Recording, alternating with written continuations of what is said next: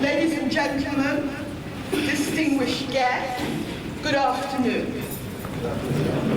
Before I move into the formal part of our programme, I think we need to get a few housekeeping notes.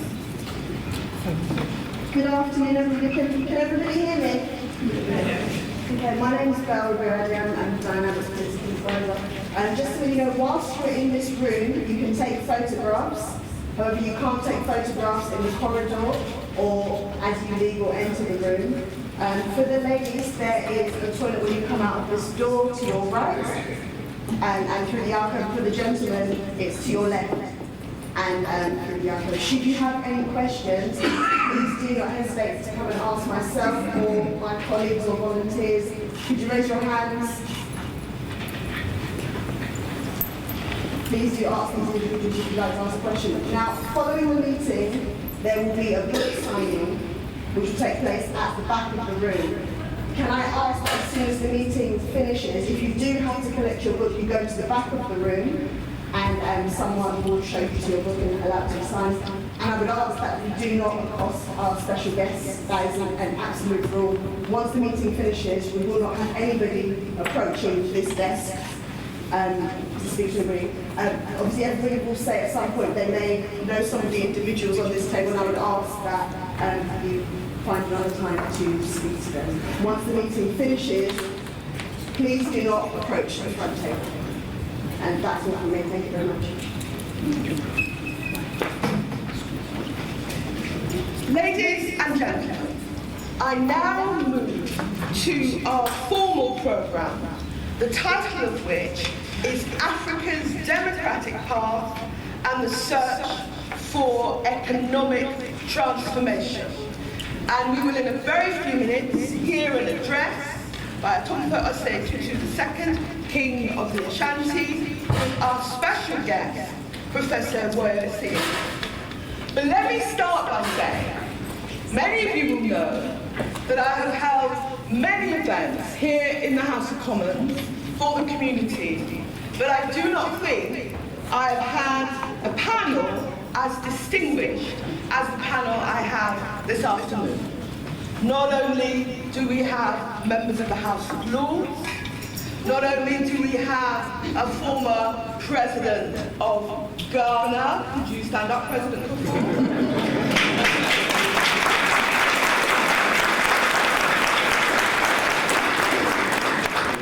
But we have a number of high commissioners, we have a number of traditional chiefs, and I wish to say to all of our guests this afternoon, welcome and all protocols observed. My first speaker, who I'm going to introduce to you, is Ivor Ajimandua, who's an author and literary historian and has some remarks to share with us.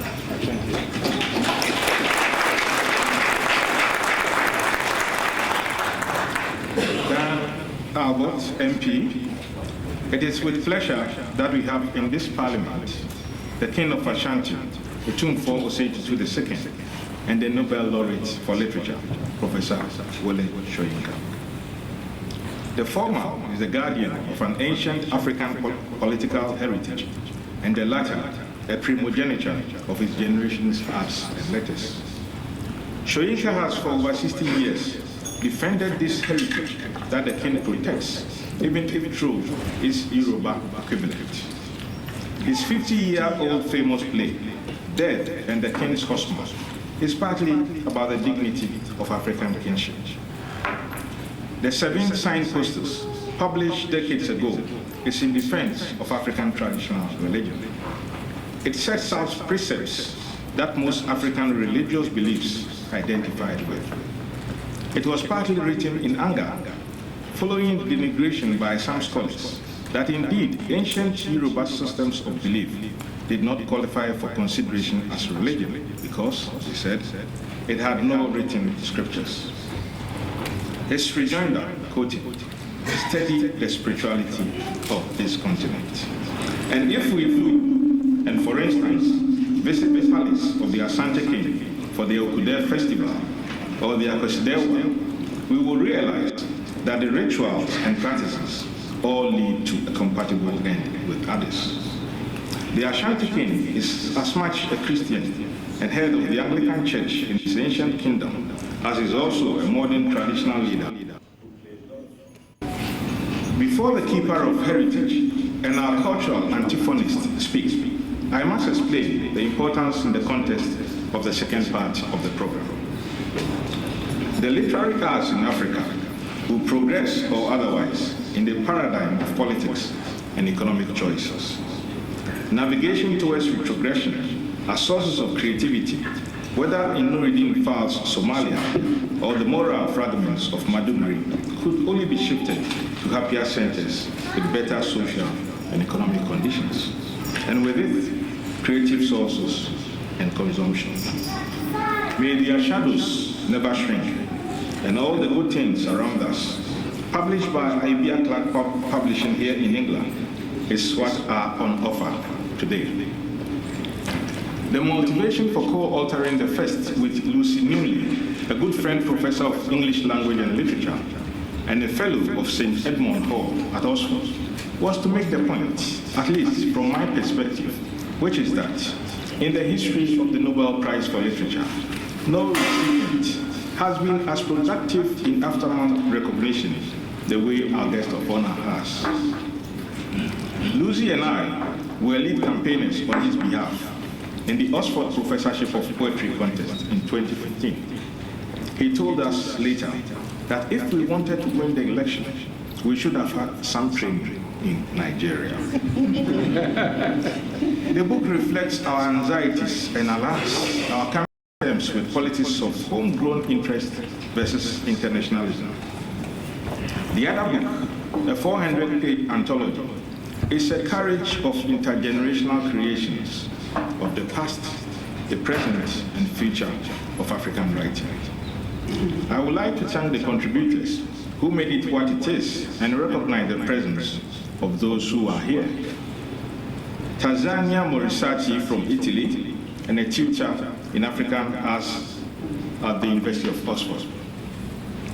Alan Banda from Zambia, a Macmillan Award-winning author and holder of Zambia's Arts Council Ngoma Award for Literature.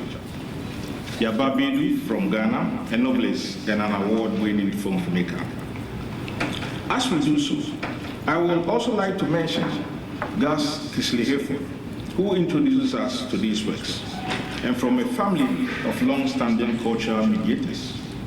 Over a century ago, in 1895, if I may not remind you, Otumfuo, his grandfather, the London practicing Gold Coast lawyer and tinker, J.G. Kislihefo, served as a legal advisor to the delegation sent here by your great uncle, King Ajman Prempe I.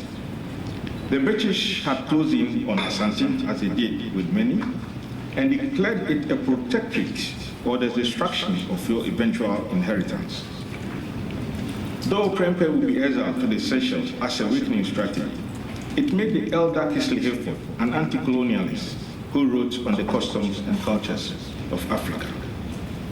A grandson follows that long family lineage as an interpreter of Anglo-Saxon psychology, not least with the BBC television presentation, The Lost Kingdoms of Africa, but is also a jurist of the continent's literature.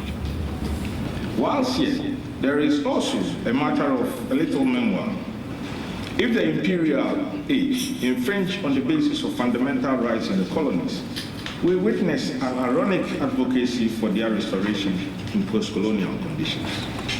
It was, after all, from this Parliament and Whitehall that the Prime Minister, that is the British Prime Minister, Harold Wilson, disturbed about the effects of the Biafra Civil War on civil liberties, sent a protest letter in 1969, that is 47 years ago, to the Nigerian leader, Yakubu Gowon. He requested of Gowon nothing less than the release from prison and for the sake of expression, Wole Soyinka. It could be very Orwellian. In India, it's Salman Rushdie's The Empire Rise Back. In Africa, it's Soyinka's response to negritude. And from the shores of Trinidad, we remember V.S. Naipaul's The World is What It Is. Indeed, it is so in the times we live in. The invitation for this event went out with MP Diane Abbott as Shadow Secretary of International Development. The rebellion in the Labour Party changed it to health. If the market detests uncertainty, it also affects planning. We were not so sure what the title would be on the eve of today's event. That she so paddles a canoe on a long journey of almost 30 years since that historic election of her parliamentary career is a measure of integrity across the sunset of time.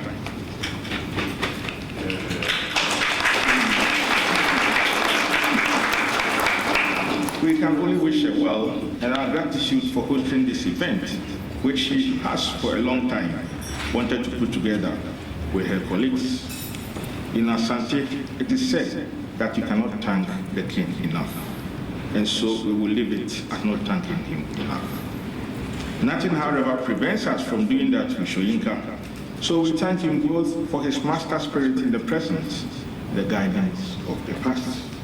Indeed, all of us have a connection or reason for being here. At least we were invited. And the numbers, a representation of 30 countries, make a cosmos. May it be well with us this afternoon. Thank you.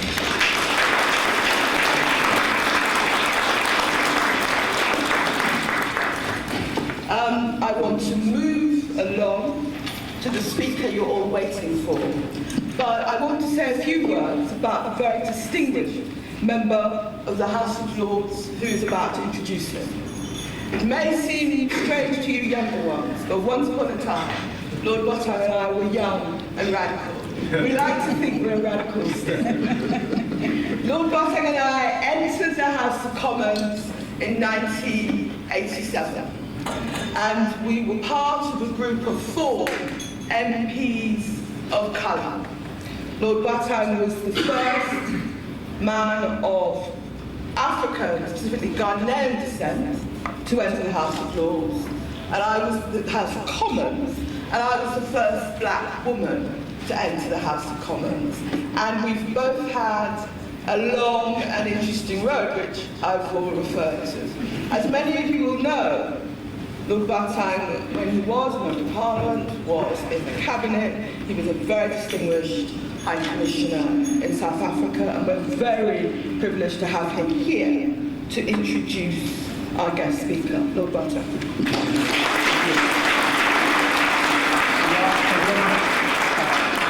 Your Majesty, Excellencies, Mr. Past President, Nobel Laureate, Lady Julia, Nananu, Madame Fufu, Aquaba.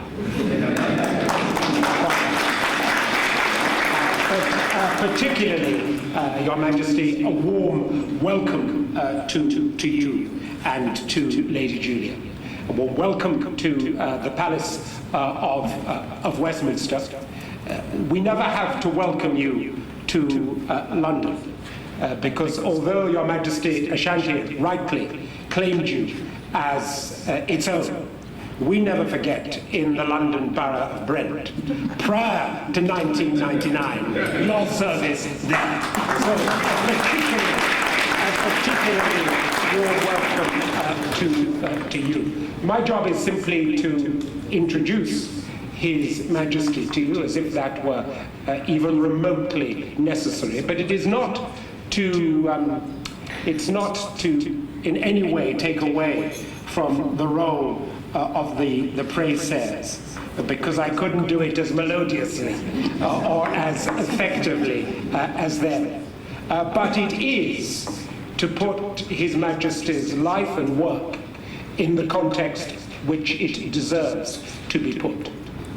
Your Majesty, since your enthronement in 1999, you have embodied in so many ways not just our continent's present and a response to current challenges, but in the causes that you have chosen to espouse, you embody our continent's future, because you have put at the heart of your reign education on the one hand and agriculture on the other. And those two things are absolutely central to the future of Africa. Mr. President recognized that in his championing of agriculture and the Green Revolution on the continent. You, Your Majesty, in the work that you have done to support agriculture in your kingdom and throughout the continent, in the work that you have done through your foundation to put education at the heart of your reign and to put the beneficiaries of education and the need to ensure that our young people have an opportunity to gain the qualifications that are absolutely the foundation, not just of their own individual future, but of the future of the continent. You have shown a path for the rest of Africa. And I speak with some feeling on that regard, both in relation to agriculture and in relation to education, because I myself am the proud beneficiary of a Cocoa Marketing Board scholarship. And I'm not alone here in that regard, looking around this audience as I do. Diane refers to a time when she and I came together into the Palace of Westminster, and there has been no stouter or more steadfast supporter of the emancipation of the peoples of the diaspora than Diane Abbott. None. She has borne the torch for the diaspora since she first came to this place. But at that time, we were young, as you rightly point out, Diane. You were still young. I had an afro, yeah, believe it or not. But Your Majesty, I go way back before then to think of my own childhood. The grandson of printers from Hackney, actually, and from cocoa and cassava farmers from Achimtafo. And I know that had it not been for education, had it not been for cocoa and cassava, I would never be where I am today.